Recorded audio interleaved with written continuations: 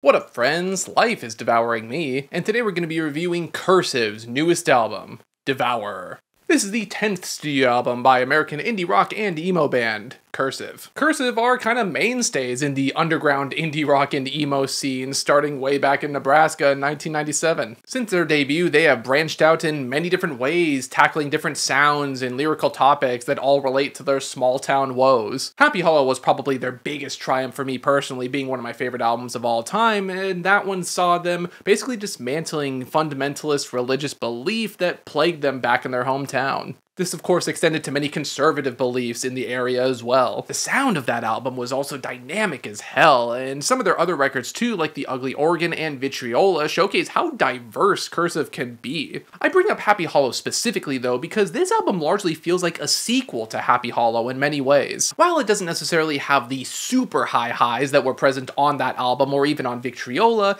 it does showcase a sort of maturity in the discussion on the topics that they've covered in the past, especially on an album like Happy Hollow. Because of this, it's kind of a cool way to see how far Cursive and Tim as a lyricist have come, and unfortunately also brings to light how we're largely still dealing with the same issues in 2024. Almost 20 years later. Fucking hell. Botch starts the album on a pretty punchy note with a huge bass presence as we get some very melodic vocals, yet also some very hard-hitting ones too. I'm also loving how groovy and pining it's getting on the chorus as well, basically describing this song's mentality overall as Tim kind of descends into a mental breakdown that his life didn't really turn out exactly how he thought it would. The band always balanced hopelessness, anger, and action, and I think this song represents that in a really fun and kind of a new way too. It's also a pretty subtly emotional track as well. I think Cursive is generally more used to the direct approach when it comes to songwriting, but I can appreciate when they start to be subtle here. I'm also loving the resurgence of the brass from Happy Hollow as well. Up and Away again goes for the groovy, bass-driven sound, but strips back the harshness a bit. It actually reminds me of So So Gigolo from Happy Hollow, and like that song, this one is also describing how this sort of small-town boy just isn't really living the lavish life he wanted as he makes it to the city. You know, this is an unfortunate reality for many. A ton of people go to the city seeking better opportunities and stuff like that, but if you're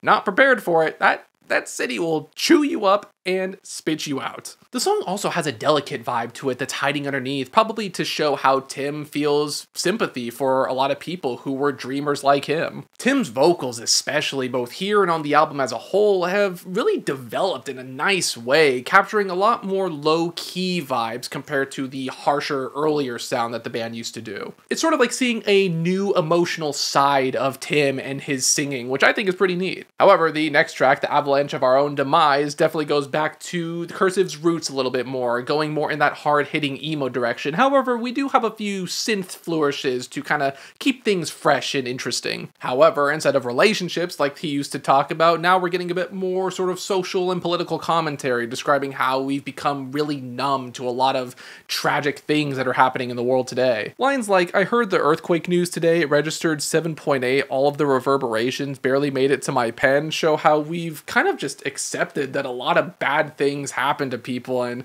we just don't really do anything about them. Like, we're just so apathetic about a lot of things because we've seen so much of it thanks to, you know, the internet and things like that. It's just so accessible to us now, but we really should be treating a lot of these events with the seriousness that they deserve. That last chorus, especially when the electronic moments come in, it's a great evolution of their emo-influenced sound that feels very natural too. Imposturing is a pretty fun one. It's not the most elaborate, and it's not as good as some of the other songs on here, but it does have this sort of like cheeky attitude to it that gives it a lot of personality. It is a tad repetitive, and the chorus is a bit weak. However, I'm really digging how the cello came back for this one. And you know, we got the cello mainly featuring on their previous album, The Ugly Organ, and like some of the songs on that record, this particular song talks about people romanticizing sorrow and how people treat it like you need to be suffering to create great art. You know, they might have done this with with tracks like Art is Hard already, but it's interesting to see it from a more mature Tim's perspective, one with more experience in the industry and writing songs and just being a creative in general. It's not as strong as I would have liked, and it's not as strong as Art is Hard overall. However, it's a welcome addition to the track listing, I think. Rookie is a pretty dramatic cut, actually, combining the cello with the gritty bass to create this wave of bitterness. The track is pretty interesting, actually, tackling a sense of blind allegiance to a flag in a country that never actually really did all that much for you. This fantasized idea of like a civil war that's just fueled by people in power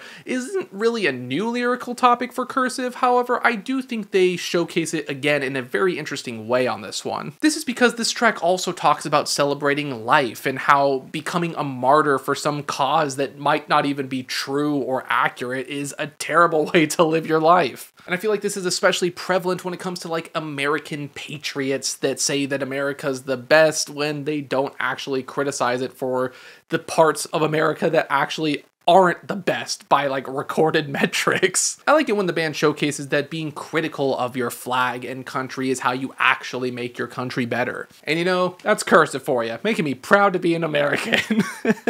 Dead End Days probably has the biggest indie rock flair to it, and that's pretty fitting considering how much of an anthem this is for millennials and Gen Z. The entire track is just how these generations don't have the luxuries that previous ones did when it comes to things like owning a home, having actually decent finances, and how a lot of the older generations just had all of these things kind of handed to them in various ways, and or at least had it a lot easier in comparison. The chorus, especially with its heavy synth focus, showcases that there is this desire to change the system, change our lives. However, in true Cursive fashion, it's also a bit cynical, especially in the lines like "life is like a bowl of grapes, stomped on until bitter wine is made." The next track, "What the Fuck," is a pretty funny one. The concept is basically about the loss of youthful innocence, and the very direct "what the fuck" in the lyrics here is pretty apt for Tim realizing that a lot of his dreams have kind of just dried up. I also really like how this song acknowledges that different people are disenfranchised and privileged in different ways, but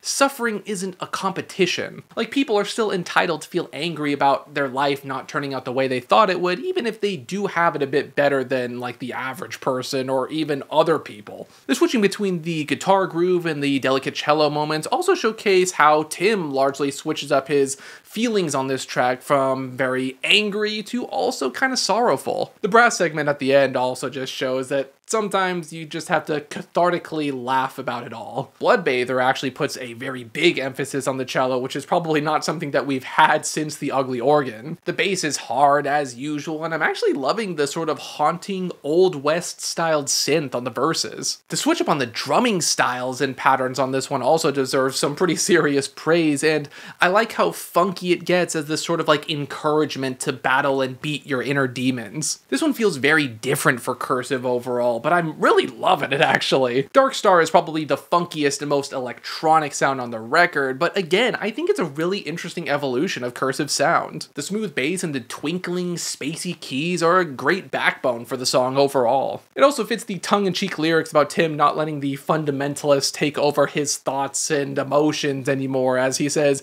"You say it's wrong as if it's black and white. Get off your hellbent high horse. Just say your prayers and I'll do what I like." This brings things back to the Happy Hollow inspiration. However, the bridge on this track especially actually really evokes the same vibe as kind of the ending part of the song Mama, I'm Satan. I feel like that's because it's kind of this testament to humanity of sorts, which is also a pretty nice callback to that album too. Consumers almost has a southern rock tinge to it with its heavy twang on the guitars.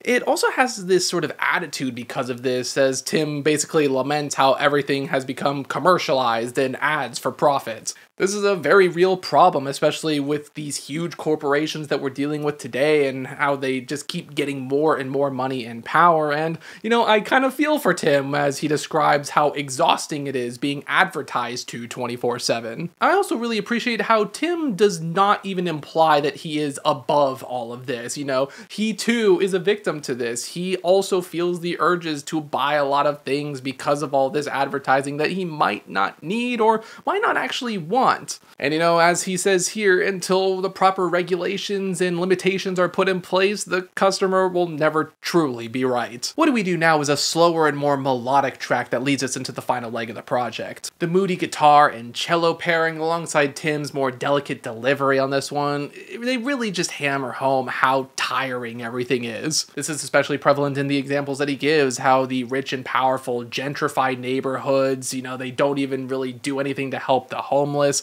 and how organizations like the HOA are more concerned about aesthetics than their fellow man. Tim gets pretty direct on his desire to dismantle this system, and you know, I can't really say I blame him, and I can't really say that I disagree with him when so much of America is pretty damn corrupt. It's a very upfront track, but, you know, that's pretty true to Cursive's ethos, and I also appreciate that, you know, when in some situations, it's time to get direct. Like in Posturing, the Age of Impotence is still pretty good, but it's just not as good as some of the other songs on here. I love how dire the tone of this one is with its alarm-like guitar riffs, and the scratching on this one is actually pretty cool, but there's not much really going on here other than that. There are some vocal switch-ups here and there, but it largely just kind of feels like a retread of What the Fuck. It's not bad, but it's just a bit redundant, I guess. However, we finally get to The Loss, which is a very somber and fitting end for the project. It's kind of just a lament of how cruel life is and how it's just so unfortunate that we're still shackled by the past. The delicate and tired feeling in the drums, guitar, and cello are ironically very engaging, and they do a pretty great job in capturing how hopeless a lot of this feels. I also really like how Tim's vocals get more distorted as the song progresses. The almost ragtime sounding middle portion of the song is this sort of like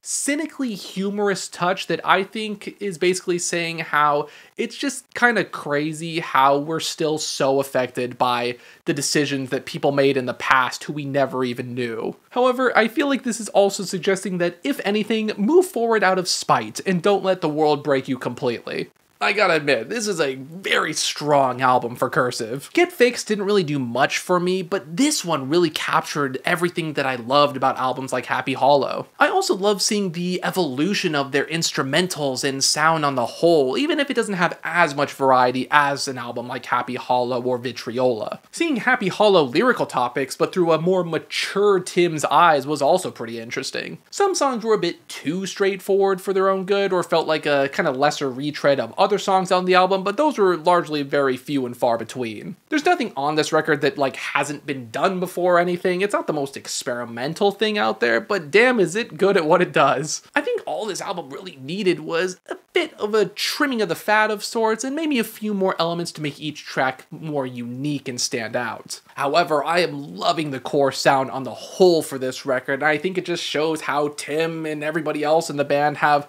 quite a bit more life into them than maybe many would expect for a band that's been going on this long. I'm feeling a strong 8 on this newest album by Cursive. But of course, we still have to talk about album covers on this show, and I think this is a pretty great album cover, to be honest. It has this sort of like hellscape feeling to it that I think really captures the cynical nature of the album and the band as a whole. I love how distorted the text of their band name gets as it goes towards the bottom. It just has this sort of like subtly unhinged feeling to it, and I think it works so well with the album's theming and sound. It does have this sort of like almost like small town roots feeling to it as well on the cover, especially with the subject matter with the house and the field. The color scheme is great. I think this cover is pretty fucking awesome, to be honest. But of course, those are just my thoughts on this newest album. What did you guys think? Do you think this was kind of a return to form for Cursive, maybe recapturing a lot of what you think made them great in the past?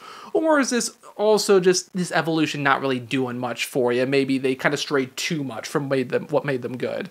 Let me know. Be sure to like, comment, subscribe, ring the bell, or you'll get devoured by the world. And until the next one, farewell.